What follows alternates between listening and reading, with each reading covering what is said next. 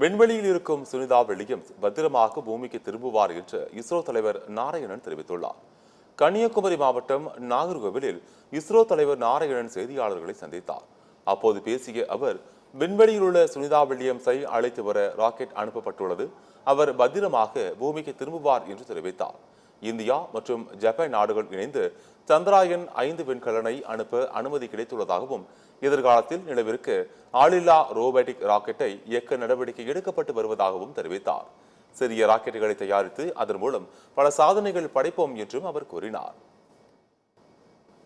இப்போ 2 நாளைக்கு முன்னுக்கு சந்திரயான் 5க்கு சந்திரயான் 4க்கு முன்னுக்கு அப்புறம் வந்துட்டு சந்திரயான் 5 வந்து ஜப்பானும் இந்தியாவும் சேர்ந்து செய்யக்கூடிய ஒரு ப்ரோக்ராம். அதுக்குள்ள அப்ரூவல் கிடைச்சிருக்கு. இந்த வருஷம் ஆட்களை அனுப்புறதுக்கு ஆள் இல்லாம அன்க்ரூட் மிஷன் ஒரு வயாமித்ரான் ஒரு ரொபோட்டை வச்சு அனுப்ப போறோம். ஒன்று சுனிதாவிலும் சக்ஸஸாக திரும்பி வருவாங்க. ஏன்னா அவங்களும் இது வந்து ஒரு டெக்னாலஜி டெவலப்மெண்ட் இல்லையா, நிறைய ப்ராப்ளம்லாம் இருக்கும், எல்லாம் சால்வ் பண்ணி அவங்க சக்ஸஸாக திரும்பி வருவாங்க.